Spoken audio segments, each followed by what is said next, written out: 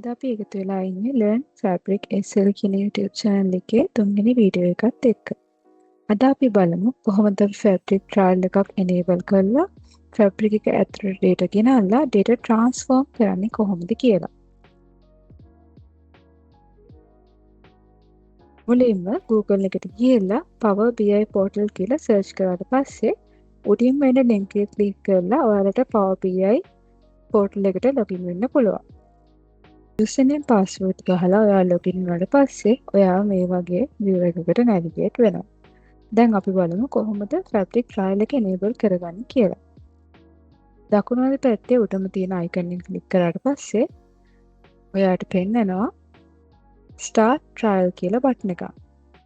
අපි ඒක click කරමු.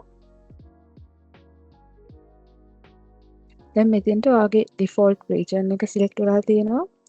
ඔයාගේ region එකට හරියටම sure නැත්නම් ඒක බලා ගන්න විදිහක් තියෙනවා.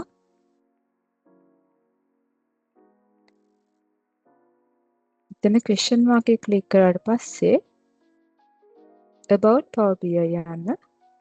ඊට පස්සේ ඔයාට ඔයාගේ home region එක මොකක්ද කියලා බලා ගන්න පුළුවන්. දැන් අපි නැවතත් යමු start trial. පස්සේ මෙතන default ඔයාගේ select වෙලා තියෙන region එක හරිනම් ඒක තියන්න. නැත්නම් ඔයාගේ region එක select කරන්න පුළුවන් ඔයාට. ඊට පස්සේ activate කරන්න තමයි තියෙන්නේ. fabric trial එක මුලින්ම active කරාදී අපිට මාස දෙකකට trial එක හම්බ වෙනවා. ගොඩක් වෙලාවට ඒ trial එක කරුණාම තවත් මාසයකට හම්බ වෙනවා. මේ විදිහට අපිට එක දිගට මාස 3ක් විතර fabric trial එක use කරන්න පුළුවන් වෙනවා. දැන් අපි activate කරමු.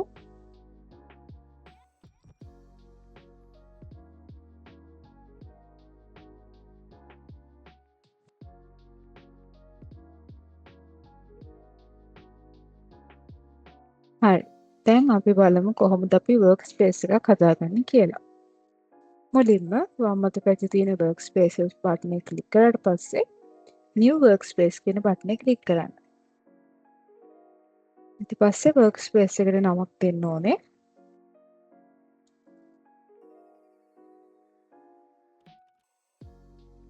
ඔයාගේ workspace එකට නමක් දුන්නාට පස්සේ ඔයාගේ workspace එකේ තියෙන license type එක ඔයා select කරන්න ඕනේ workspace type එක.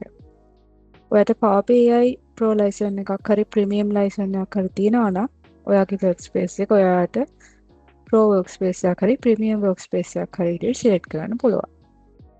හැබැයි Power BI license එකකින් අපිට fabric items use කරන්න හම්බෙන්නේ නැහැ.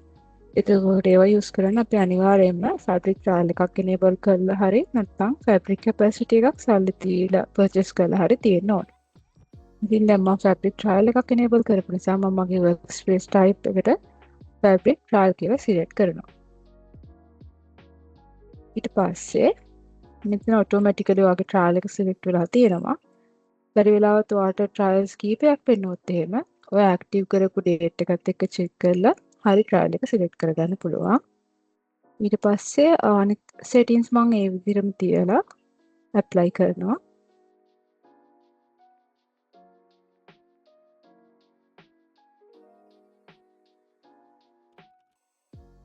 ඔයාට මෙතන උඩ පේනවා ඇති trials activated 59 days left කියලා තියෙනවා. ගෙනමට මාස දෙකක් එක දිගට මේ trial එක පාවිච්චි කරන්න පුළුවන්.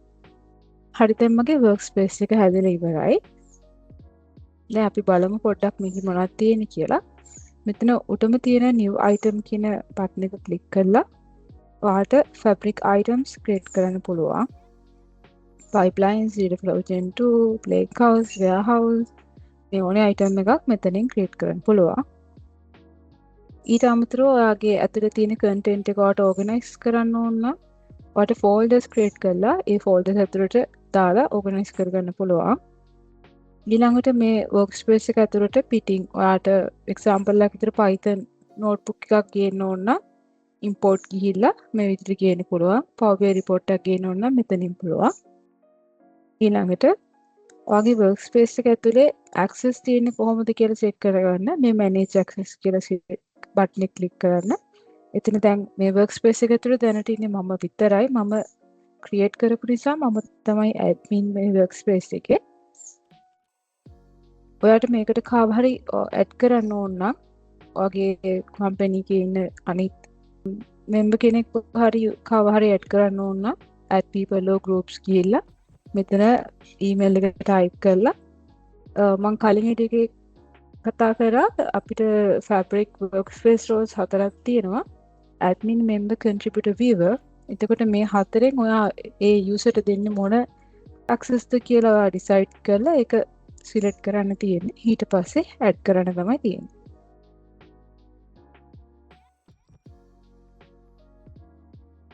workspace settings වල ඔයාට මෙතනින් workspace settings මොන හරි change කරන්න ඕන නම් හිතමුකෝ ඔයාට ඔයාගේ workspace එකේ type එක change කරන්න ඕන කියලා දැනට ඔයාට තියෙන trial එක හැබැයි ඔයා fabric capacity එකක් ගත්තොත් සල්ලි දීලා ඔයාට ඒකට change කරන්න හරි නැත්නම් Power BI workspace එකට මාරු වෙන්න හරි ඕන නම් මෙතන edit ගිහිල්ලා ඔයාට අවශ්‍ය type එක select කරලා enter කරන්න තියෙනවා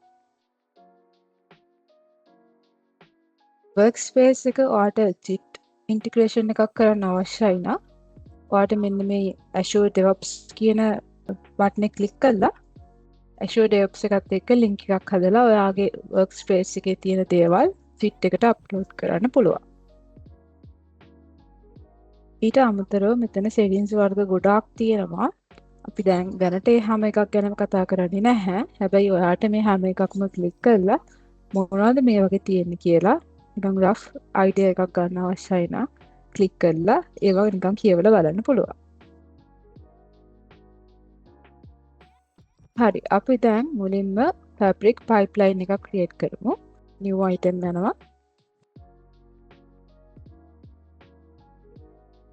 pipeline කියලා search කරනවා. දැන් මේකට name එකක් දෙන්න ඕනේ. මම name එකක් දෙනවා.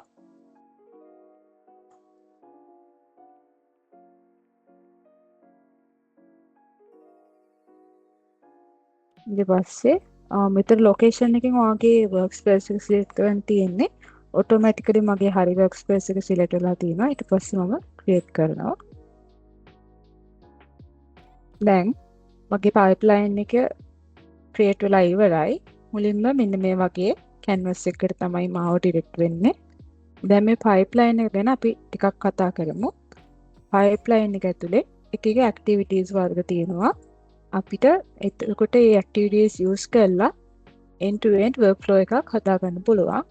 ඒ activities මොනවද කියලා නිකන් කතා කරොත් මුලින්ම තියෙනවා copy activity. copy activity එකෙන් තමයි කෙලින්ම අපි data source එකක තියෙන data Fabric එක ඇතුළට කෙලින්ම land කරන option එකක් විදිහට අපිට මේ copy activity එක use කරන්න පුළුවන්. එතකොට copy activity එකෙන් data ගේද්දී ප්‍රධාන වශයෙන් method දෙකකට පුළුවන්. ඒ තමයි full load එහෙම නැත්නම් incremental load. full load කිව්වහම ඔයාගේ data source එකේ ඒ වෙලාවේ තියෙන snapshot එක ඒ විදිහටම සම්පූර්ණයෙන්ම Fabric එක ඇතුළට අපි එකපාර අරන් යද්දී ඒකට full load එකක් කියලා කියනවා. හිතන්නකෝ දැන් ඔයා pipeline එක run කරන්නේ උදේ 11:00ට කියලා. ඒ වෙලාවේ තියෙන snapshot එක ඔයාට හම්බෙනවා ඒ වෙලාවේ adjust කරාම. ඊට පස්සේ ඔයා 11:45ට ඔයාට ආයෙත් load එකක් ගන්න ඕන වෙනවා. full load එකෙන් ඔයා යනවා නම් ඔයා 11:45ට කරන්නේ ඒ වෙලාවේ database එකේ තියෙන සම්පූර්ණ data ටික ආපහු bulk load එකක් විදිහට ආපහු Fabric එක ඇතුළට ගේනවා. එතකොට ඒක full load එකක්. හැබැයි පරි වෙලාවත් ඔයාලා මෙහෙම හිතනොත් මට ඔක්කොම rows ඕනේ නැහැ. හැබැයි මම 11:00ට ingest කරාට පස්සේ 11:45 වෙද්දී මොනවා හරි rows ටිකක් change වෙලා තියෙනවා නම් අන්නේ change වෙච්ච row ටිකයි මොනවා හරි rows ටිකක් අලුතෙන් add වෙලා තියෙනවා. අලුතෙන් insert වෙලා තියෙනවා නම් අන්නේ ඒ rows ටිකයි විතරයි මට ඕනි කියලා. අන්න එතකොට ඔයා කරන්න ඕනේ incremental loading එකක්. incremental loading එකක් කරන methods වෙනම අපි ඉස්සරහට කතා කරමු. දැනට ඒ වගේ rough idea එකක් තියාගන්න. ඊට පස්සේ අපේ pipeline එක ඇතුලේ අපිට data flow එකක් call කරන්න පුළුවන්. එතකොට ඒ activity එක තමයි මේ data flow කියන්නේ. අපි data flow එකක් හදලා ඒක මේක ඇතුලෙන් call කරනවා. copy activity එකක් මම නිකන් පෙන්නන්න. copy activity එක. ඊට පස්සේ notebook කියනවා වෙනම Fabric එකේ notebook එකක් හදලා ඔයාට ඒ notebook එක ෂෙඩියුල් කරන්න ඕනේ පැයෙන් පැයට රන් වෙන්න. නැත්තම් දවසකට දෙපාරක් රන් වෙන්නේ. ඒ වගේ ඔයාට ඒක නෝට්බුක් එක කෝල් කරන්න පයිප්ලයින් එක ඇතුලේ මෙන්න මේ ඇක්ටිවිටි එක පාවිච්චි කරන්න පුළුවන්. ඒ වගේ මෙතන ඇක්ටිවිටීස් කීපයක්ම තියෙනවා. ඊට ප්‍රධාන වශයෙන් මේ කියන්නේ නිතරම ඕන වෙන දේවල් ගැන කතා කරොත් එහෙම ස්ක්‍රිප්ට් ඇක්ටිවිටි එක තියෙනවා. මේකෙන් අපිට SQL query එකක් run කරන්න පුළුවන්. stored procedure ඇක්ටිවිටි එක තියෙනවා. stored procedure එකක් call කරන්න පුළුවන්. x variable එක ඇතුලේ අපිට මොනවා හරි pipeline එකට අවශ්‍ය parameters store කරලා තියාගන්න පුළුවන්. for each activity අපිට incremental loading කරද්දී වැදගත්ම වෙන activity එකක් තමයි for each activity එක. it's a web activity, pipeline invoke, outlook activity එකකුත් තියෙනවා. themes, semantic model ඔගේ Power BI semantic model එකක් refresh කරගන්න ඕන නම් schedule කරලා මේ pipeline එක ඇතුලේ අපිට activity එකෙන් call කරන්න පුළුවන්. ඊට අමතරව මෙතනට ගියාම ඔයාට එකේ activities බලා ගන්න පුළුවන්. මේ ඔක්කොම activities වලින් අපිට end to end workflow එකක් හදන්න අවශ්‍ය සියලුම දේවල් ලබා දෙනවා. හරි, මම දැන් මුලින්ම copy activity එකක් හදන්න තමයි යන්නේ. අපි දැන් බලමු කොහොමද copy activity එකක් පාවිච්චි කරලා අපේ on premises app එකක් ඇතුලේ තියෙන CSV file එකක් නැත්නම් කීපයක් fabric එක ඇතුලට ගේන්නේ කොහොමද කියලා. මම choose කරනවා add copy data activity. මේක තමයි මගේ copy data activity එක. මම මෙතන name එකක් දෙනවා.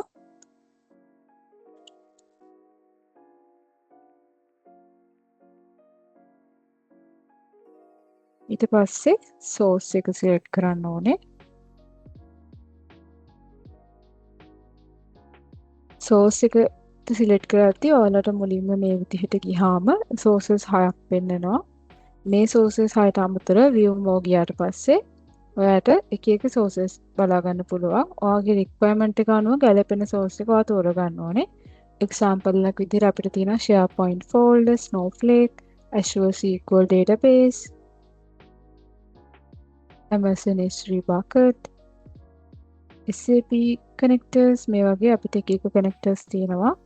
අපිට ගැලපෙන එක තෝරගන්න ඕනේ. දැන් මම මගේ laptop එකේ තියෙන data ගේන්න බලාපොරොත්තු වෙන හින්දා මම folder කියන type එක තමයි තෝරගන්නේ. මුලින්ම folder path එක enter කරන්න ඕනේ. මේක තමයි මගේ folder path එක. මම ඒක copy කරගන්නවා.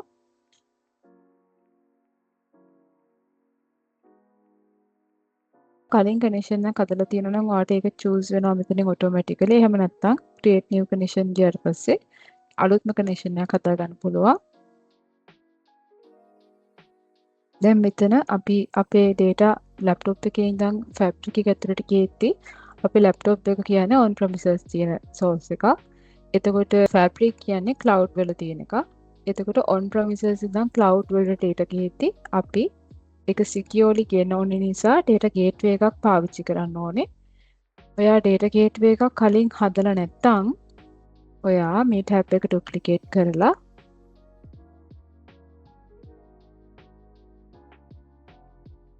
මෙතන තියෙන download mark එක. මෙන්න මේ download mark එක click කරලා data gateway කියන එක choose කරන්න. එතකොට ආව navigate වෙයි මේ විදිහට website එකකට. ඔයා එතනින් download personal mode කියලා click කරලා data gateway එක install කරන්න අවශ්‍ය software එක download කරගන්න. ඒක download වුණාට පස්සේ ඔයා ඒක open කරාම මේ විදිහට ඔයාට pop up වෙයි. ඒකේ ඔයා මෙන්න මේ terms වලට එකඟයි කියලා accept කරලා install කියන එක click කරන්න. ඊට පස්සේ steps ටිකක් එයි. ඒක complete වුණාට පස්සේ අන්තිම step එකේදී ඔයාලට මේ විදිහට ඔයාගේ gateway එකට නමක් දාලා ඒකට recovery key එකක් දාන්නේ. ඔයා දාන name එකයි ඒ recovery key එකයි අනිවාර්යයෙන්ම හොඳට මතක තියාගන්න. ඊට පස්සේ ඒ දෙක enter කරලා configure කරන්න තමයි තියෙන්නේ. ඔයාගේ gateway එක අඳුරගන්නේ මෙන්න මේ නමින්. ඒ නිසා ඒ නමත් පොඩ්ඩක් මතක තියාගන්න. ඊට පස්සේ අපි යමු මෙතෙන්ට. මම කලින් gateway එකක් create කරා. මම ඒක choose කරනවා. ඊට පස්සේ authentication එක enter කරන්න තියෙන්නේ. Windows විතරයි අපිට මෙතන available තියෙන්නේ. ඔය username password ගහන්න ඕනේ. දැන් ඔයා බැරි වෙලාවත් ඔයාගේ username එක දන්නේ නැත්නම් අපිට ඒක දැනගන්න ක්‍රමයක් තියෙනවා. command prompt එක open කරලා ඔයා who am I කියලා enter කරන්න. enter කරාට පස්සේ ඔයාගේ username එක මොකක්ද කියලා එතන display වෙනවා. එතකොට ඒ username එක copy කරලා අරගෙන මෙතෙන්ට paste කරන්න. ඊට පස්සේ password එක. ඔයා දැනට laptop එකට හරි ඔයාගේ මොකක් හරි desktop එකට හරි PC එකට හරි login වෙන්න මොකක් හරි password එකක් use කරනවා නම් ඒක enter කරන්න. බැරි වෙලාවත් ඔයාලට password එකක් තිබ්බේ නැත්නම් ඔයා settings ගිහිල්ලා accounts කියන tab එක click කරලා sign in options account settings යටතේ sign in options කියන එක select කරන්න. ඊට පස්සේ මෙතන password එක තියෙනවා. ආවට password එකක් අලුතෙන්ම දාගන්න පුළුවන්. ඒක දාලා වුණාට පස්සේ close කරලා මෙතෙන්ට එන්නේ password එක enter කරන්න.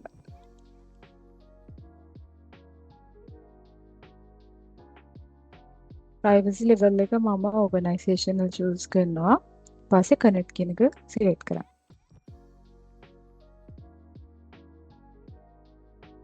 මම තව additional දෙයක් කියන්නම්. ඔයාට ඔයාගේ fabric එක ඇතුළේ හදපු connections ගැන details බලා ගන්න ඕන නම් ඔයා මෙන්න මේ settings mark එකට ගිහිල්ලා manage connections and gateway කියන එක click කරන්න. එතන connections යටතේ ඔයාට මේ වෙද්දි ඔයාගේ fabric account එක ඇතුළේ create කරපු එක connections සියලු දේවල් ගැන details බලා ගන්න පුළුවන්. දැන් මම මෙතන create කරේ මෙන්න මේ connection එකේ name එක automatically ආවේ. දැන් මට හිතුනේ ඒක වෙනස් කරන්න ඕනි කියලා නම. ඊට පස්සේ මම මෙහෙම ආවට පස්සේ මට පේනවා දැන් මේක තමයි මම choose කරපු එක. මම මෙතන settings click කරලා මේක තමයි මගේ name එක. මම මේකට මේ තියෙන දිග නම අයින් කරලා short name එකක් දෙන්න හිතුවා. මම මේ විදිහට save කරනවා. මෙතන ඔයාට ඔයාගේ connection එකේ නම, connection type එක, ඒකට access තියෙන usersලා කවුද එන්නේ විස්තර බලා ගන්න පුළුවන්. ඊට අමතරව ඔයාගේ fabric account එකත් එක්ක connect වෙලා තියෙන data gateways මොනවද කියලා ඔයාලට මේ tab එක click කරාම බලා ගන්න පුළුවන්. හරි අපි දැන් ආපහු pipeline එකට යමු. දැන් මම මගේ connection එක create කරා. ඒ නමත් මම change කරපු නිසා මම ඒ නමින් තියෙන connection එක choose කරනවා. ඊට පස්සේ මම මගේ file path එක select කරනවා. මගේ file path එකට ගියහම මෙන්න මේ files තියෙනවා. මම දැනට එකක් select කරනවා product. ඊට පස්සේ ඒකේ file format එක මට ඕනේ binary නෙමෙයි මට delimited text ඕනේ. ඊට පස්සේ අනිත් advanced settings මම මුකුත් වෙනස් කරන්නේ නැහැ. ඊට පස්සේ මගේ destination එක මෙතන destination එක හදද්දී ඔයා කලින් හදපු lake house එකක් තියෙනවා නම් ඔයා ඒ lake house එකේ නම මෙතනට enter කරන්න. බැරි වෙලාවත් ඔයාට කලින් හදපු lake house එකක් නැත්නම් ඔයාට මෙතන අලුතෙන්ම create කරන්න පුළුවන්. lake house කියන එක select කරලා lake house එකට නමක් දෙන්න. ඊට පස්සේ මෙතන lake house schemas ඔයාට අවශ්‍යයි නම් ඒ කියන්නේ ඔයාලට normal database එකක වගේ schema වෙන් වෙලා ඒව ඇතුලේ tables හදන්නවා බලාපොරොත්තු වෙනවා නම් ඔයා මෙන්න මේ tick එක enable කරලා create කරන්න. ඔයාට එහෙම නැතුව flat scheme එකක් ඕන නම් මේක untick කරලා create කරන්න. දැන් මං ගාව කලින් හදපු lake house එකක් තියෙන නිසා මම මෙන්න මේ one day catalog එකෙන් ඒක තෝරගන්න තමයි බලාපොරොත්තු වෙන්නේ. මම මගේ නම enter කරනවා මම හදපු මෙන්න මේක තමයි මගේ lake house එක මම ඒක තෝරගන්නවා. හරි ඊට පස්සේ මම මේක save කරන්න බලාපොරොත්තු වෙන කෙනෙක්. land කරන්න බලාපොරොත්තු වෙන destination එකට tables විදිහට. එතකොට මම tables විදිහට හදන නිසා already ඔයාගේ lake house එක ඇතුලේ table එකක් තියෙනවා නම් මේකට සමාන scheme එකක් එක්ක ඔයාට ඒක choose කරන්න පුළුවන්. මේක first time මම මේ table එක ගේන නිසා මගේ lake house එක ඇතුලේ කිසිම table එකක් නැහැ මේකට සමාන. එතකොට මම මෙතන new කියන option එක select කරලා මට ඕනේ schema එකයි table name එකයි දෙනවා.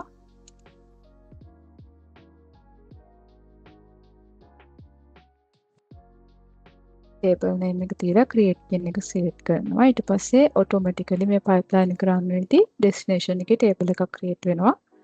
table action විදිහට මගේ rows ටික destination එකට save වෙද්දී මට මේ option තුන එකක් තෝරගන්න පුළුවන්. pen කියන්නේ ඔයා මේ pipeline එක run කරන වාරයක් ගානේ ඔයාගේ data source එකේ තියෙන rows ටික ඇවිල්ලා අපේ destination එක යටින් add වෙනවා. එතකොට කලින් තිබ්බ row එකක්ද අලුත් එකක්ද කියලා එයා දන්නේ නැහැ. එයා අලුතෙන් එන rows ඔක්කොම ටික යටින් එකතු කරනවා. එහෙම නැත්නම් override කරොත් එහෙම ඔයාගේ destination එකේ දැනට තියෙන rows ටික ඔක්කොම delete කරලා අලුතෙන් එන rows ටික paste කරනවා. ඔයා බැරි වෙලාවත් incremental loading වගේ නම් කරන්නේ මෙතන ඔයාගේ පාරණ rows ඔක්කොම ටික delete වෙනවා. ඒ ටික ඔයාලට නැති වෙනවා. ඒ නිසා ඔයා මේ option එක නම් තෝරගන්න හොඳ නැහැ. ඊට පස්සේ upsert කියන්නේ ඔයාගේ source එකේ ඉඳන් data එද්දී ඔයාගේ destination එකේ තියෙන row එකක් ආවොත් එහෙම ඒක change වෙලා නම් මේ option එක අපි select කරොත් ඒ row එක change වෙච්ච row එකෙන් replace වෙනවා. ඒ කියන්නේ ඔයාගේ පරණ row එක අලුත් row එකකින් replace වෙනවා. එතකොට fabric එකට ඒ වැඩේ කරන්න ඔයා අනිවාර්යයෙන්ම එයාට support එකක් විදිහට unique column names දෙන්න ඕනේ. ඒ කියන්නේ primary keys මොනවද ඔයාගේ define කරලා තියෙන table එකේ අන්නේ primary keys හරි composite key එකක් හරි ඔයාගේ ඒ තියෙන columns ඔයා මෙතන හරියටම define කරන්න ඕනේ upsert option එක select කරොත්. එතකොට ඒ change වෙච්ච row එකක් ආවොත්නේ බැරි වෙලාවත් ඔයාගේ destination එකේ නැති අලුත් row එකක් source එකකින් ආවොත් ඒ row එක මෙතනට ඔයාගේ destination එකට insert වෙනවා. එතකොට insert වෙන එකේ අප්ඩේට් වෙන එකේ කම්බිනේෂන් එක තමයි අප්සෙට් කියන්නේ. මතක තියාගන්න අප්සෙට් කරනවා නම් අනිවාර්යයෙන්ම කොලම් එකක් ඩිෆයින් කරන්න ඕනේ. මගේ මේ ටේබල් එක සිම්පල් ටේබල් එකක් නිසා මම මේක ඉස්සරහට රන් කරන්නෙත් නැති නිසා දැන් එක්සැම්පල් එකක් නිසා මම append කියන ඔප්ෂන් එක චූස් කරනවා. advanced settings මම මොනවත් දැනට apply කරන්නේ නැහැ. ඊට පස්සේ mapping. මේ mapping එක හරිම වැදගත්. ඔයාගේ source එකේ ඉන්න destination එකට data ටික එද්දී ඒ columns ටික හරියටම map වෙන්නේ ඔයා මෙතන select කරන mapping එක හරියට આવොත්. මම import schemas දෙනවා automatically map කරගන්න මගේ data columns ටික. දැන් source එකේ තියෙන්නේ කොහොමද? එයාගේ data type එක මොකක්ද? destination එකේ තියෙන්නේ කොහොමද? ඒකේ data type එක මොකක්ද කියලා මේ විදිහට බලා ගන්න පුළුවන්. දැන් මුලින්ම මම හිතන product key එක ඒක source එකේ destination එකේ දෙකේම string එකක් විදිහට identify වෙලා තියෙනවා. මේ විදිහට automatically identify වෙන එක ඔයාලට change කරන්න අවශ්‍යයි නම් ඔයාලට මෙතන choose කරලා ඔයාට ඕන data type එක select කරන්න පුළුවන්. හැබැයි මතක තියාගන්න ඔයාට එහෙම කරනවා නම් example එකක් විදිහට string එකක් ඔයාට integer එකක් හරි මොකක් හරි number format එකකට යන්න ඕන නම් ඔයා අනිවාර්යයෙන්ම sure කරගන්න ඔයාගේ product key එකේ කිසිම letter එකක්වත් මොකක්වත් symbol එකක්වත් නැතුව අනිවාර්යයෙන්ම numbers විතරයි තියෙන්නේ කියලා. එහෙම නැති වුණොත් මොකක් හරි mismatch එකක් ආවොත් ඔයාගේ pipeline එක run වෙද්දී අනිවාර්යයෙන්ම error වෙන්න පුළුවන්. දැන් මගේ mapping එකේ මම ඒ ආපු එකේ විදිහටම තියලා ඊට පස්සේ යනවා අන්තිම tab එකට settings. මෙතන ඔයාට තවත් එක settings වර්ග තියෙනවා. මම දැනට මේ තියෙන default settings ඒ විදිහටම තියලා පස්සේ save කරනවා.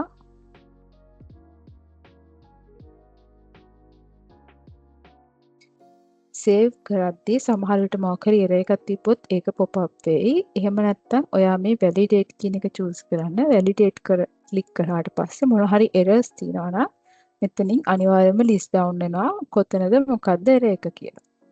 දැන් මගේ pipeline එක save වුණා. මම දැන් මේක run කරන්න තමයි හදන්නේ. run කරනවා click කරන්න ඕනේ මෙන්න මේ run කියන button එක. එතකොට මේක දැන් run වෙන්න පටන් ගන්නවා. බැරි වෙලාවත් ඔයාට මේ pipeline එක schedule කරන්න අවශ්‍ය වුණොත්. ඒ කියන්නේ දැන් run වෙන්න නෙමෙයි, තා පැය භාගකින් run වෙන්න නැත්නම් හෙට run වෙන්න. අන්න ඒ වගේ schedule කරන්න අවශ්‍ය වුණොත් එහෙම මෙන්න මේ schedule කියන button එක click කරන්න. මෙතන ඔයාට මුලින්ම මේ pipeline එක බැරි වෙලාවත් fail වුණොත් කාටද notify වෙන්න ඕන කියලා email address එක enter කරන්න පුළුවන්. ඊට පස්සේ schedules click කරාට පස්සේ මෙතන ඔයාට options දෙකක් තියෙනවා fixed නැත්නම් interval based.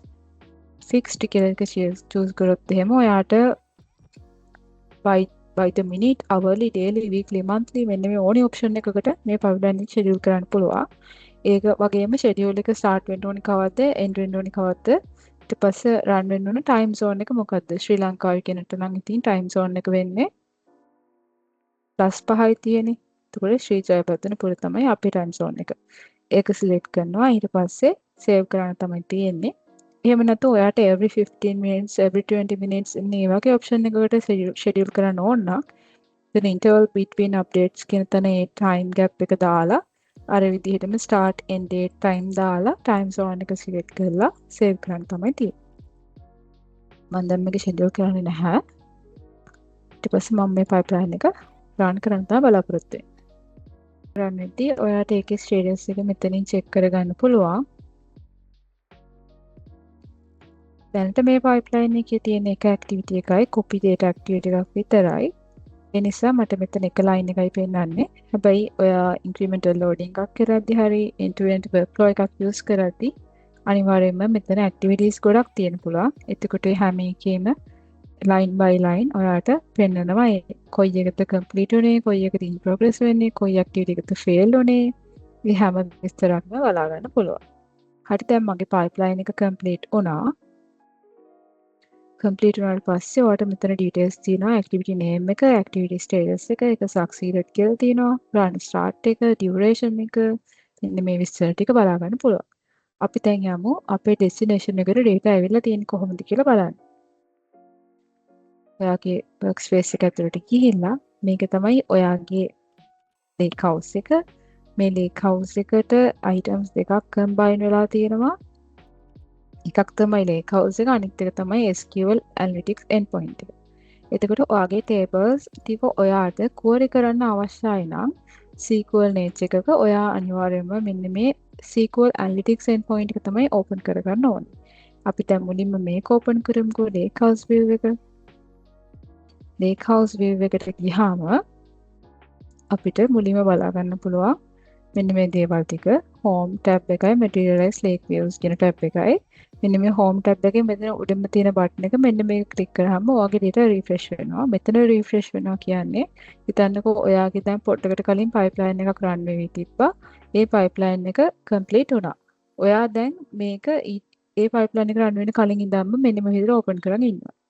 එතකොට දැන් අර pipeline එක complete වෙනවත් එක්කම ඔයා මේ පැත්තට එවිලා මොනවා හරි check කරොත් එහෙම සමහර විට අන්නේ data ටික තාම මේ පැත්තට ඇවිල්ලා නැති වෙන්න පුළුවන්. ඒ change එක reflect වෙලා නැති වෙන්න පුළුවන්. එතකොට ඔයා immediately pipeline එක complete වෙලා උන ගමන් මෙතෙන්ට ආවොත් ඔයාට ඒ change එක බලා ගන්න ඕන නම් ඔයා අනිවාර්යයෙන්ම මෙතන refresh එකක් දෙන්න. එතකොට refresh එකක් වුණාට පස්සේ ඔයාට ඒ immediate change එකත් මේ පැත්තෙන් බලා ගන්න පුළුවන්. එහෙම නැතුව අපි ටික වෙලාවකින් එනවා නම් Fabric එකෙන් අනිවාර්යයෙන්ම automatically ඒ sync එක කරලා තමයි තියෙන්නේ. ඊට පස්සේ lake house එක ඇතුළට data ගේන්න තමයි මේ options ටික තියලා තියෙන්නේ. අපි අද කතා කරන්නේ pipeline එකකින් data ගේන හැටිනේ. අපි lake house එක ඇතුළට data ගේන්නේ කොහොමද කියලා වෙන දවසක කතා කරමු. එතකොට ඊට අමතරව තියෙනවා semantic model එකක් හදන option එක තියලා තියෙනවා. ඊට පස්සේ data agent ලා හදන්න එක options තියෙනවා. bundle security දාන ඒවා ඒ ඔක්කොම තියෙනවා. ඊට පස්සේ දැන් මම කියන්නේ මේක තමයි lake house view එක කියලා. lake house එකේ තව වැදගත් දෙයක් තියෙනවා. අපිට lake house එක ඇතුලේ structured data වගේම unstructured dataත් store කරන්න පුළුවන්. එතකොට දැන් structured කිව්වම අනිවාර්යයෙන්ම tables නේ. එතකොට tables මෙතන options දෙකක් තියෙනවා files and tables. structured data ටික tables විදිහටත් unstructured data අපිට files විදිහටත් store කරන්න පුළුවන්. මම කියවනේ දැන් අපි ඉන්නේ lake house view එකේ කියලා. දැන් මට මේක query කරන්න මගේ data query කරන්න අවශ්‍යයි නම් අනිවාර්යයෙන්ම SQL Analytics endpoint එකට මාරු වෙන්න ඕන. එතකොට මේ මාරු වෙන්නේ මෙන්න මෙතනින්. අපි ඊට කලින් බලමුකෝ අපේ product table එකේ data ඇවිල්ලා තියෙන්නේ කොහොමද කියලා. දැන් ඔන්න මේ tables යටතේ මම දාපු scheme එක තමයි DPO. මම default scheme name එකම තමයි enter කරේ. හැබැයි මම මෙතනට වෙන name එකක් දැම්මා නම් මේ DPO scheme එකට අමතරව ඒ scheme එක create වෙලා ඒක යටතේ table එකක් විදිහට මගේ product table එක හැදෙන්න ඉඩ තිබ්බා. දැන් මම දාන්නේ DPO නිසා ඒක යටතේ product කියලා table එකක් තියෙනවා. ඒ table එකේ මෙන්න මේ විදිහට columns වලින් මෙන්න මේ විදිහට dataයි තියෙනවා. නිකන් බලුවොත් ඔය data types ටික මේ ඔක්කොටම තියෙන ABC කියලා. ඒ කියන්නේ මේ ඔක්කොම strings විදිහට තමයි අපේ destination එකට ඇවිල්ලා තියෙන්නේ. සමහර විට ඔයාට මේ product key එක ඉන්ටිජර් කරන්න ඉඩ තිබ්බා. ප්‍රොඩක්ට්ස් සබ් කැටගරි කීයක ඉන්ටිජර් කරන්න ඉඩ තිබ්බා. ඒ වගේ ඔයාලට එකේ චේන්ජස් කරන්න අනිවාර්යෙන්ම පුළුවන්.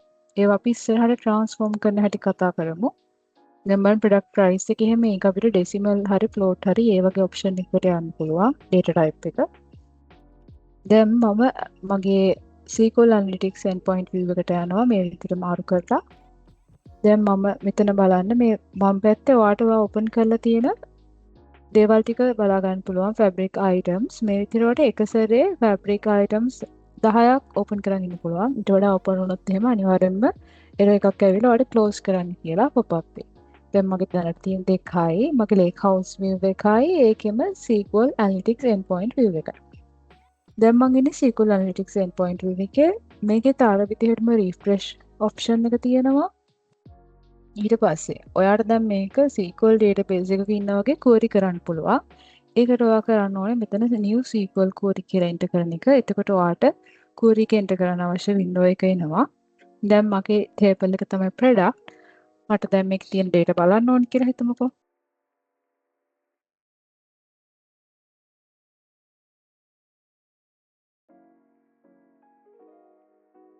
මේ විදිහට මම මගේ query එක enter කරලා run කරනවා. දැන් ඔන්න ඔයාට ඔයාගේ table එකේ data බලා ගන්න පුළුවන්. columns 11ක් තියෙනවා, rows 293ක් තියෙනවා. දැන් ඔයාට මෙතන ඔයා SQL දන්න කෙනෙක් නම් ඔයාට ඔයාගේ requirement එකට ගැලපෙන විදිහට ඕනෙම SQL query එකක් ගහලා මෙතන ඔයාගේ data ටික ඔයාට view කරන්න හැකියාවක් තියෙනවා. මම කලින් කිව්වනේ lake house එක අපිට තියෙන්නේ structured සහ unstructured හෝ නැත්නම් semi structured හරි කමක් නැහැ. ඒ ඕනෙම data එකක් store කරන්න පුළුවන්. lake house එකේ පොඩි වෙනසක් තියෙනවා. අපිට queries run කරද්දී read කරන්න අවශ්‍ය queries තමයි ගොඩක් වෙලාවට run කරන්න පුළුවන්. අපිට table එකක් create කරන්න, table එකක් edit කරන්න, delete කරන්න ඒ වගේ commands අපිට lake house එකේ SQL Analytics endpoint එකේ ගහන්න බෑ, use කරන්න බෑ. හැබැයි ඔයාට ඒකත් කරන්න option එකක් තියෙනවා. ඒ තමයි notebook එකක් through ඔයාගේ lake house එකේ SQL Analytics endpoint එකට connect වෙලා එතන PySpark හරි Spark SQL හරි ඒ notebook එකේ තියෙන language එකක් පාවිච්චි කරලා ඔයාට lake house එකේ තියෙන tables create කරන්න, edit කරන්න, drop කරන්න ඒ වගේ දේවල් notebook එකක් through කරන්න පුළුවන්. හැබැයි ඔයාට SQL Analytics endpoint එකේ lake house එකේ directly මෙතන කරන්න පුළුවන් සාමාන්‍ය read environment එකට අවශ්‍ය වෙන codes විතරයි. කියන්නේ select code එක පාවිච්චි කරන්න පුළුවන්. ඒ වගේ ඔයාට data read කරන options ටික විතරයි available වෙලා තියෙන්නේ. හරි අපි එහෙනම් අද කතා කරා කොහොමද අපේ laptop එකේ තියෙන CSV file එක Fabric එකේ pipeline එකේ copy activity එකක් පාවිච්චි කරලා lake house එකක table එකක් විදිහට store කරන්නේ කොහොමද කියලා. ඊළඟ වීඩියෝ එකෙන් මම data flow gen 2 එකක් පාවිච්චි කරලා Fabric එකට data ගේන්නේ කොහොමද කියලා කතා කරන්න බලාපොරොත්තු වෙමින් ඉන්නවා.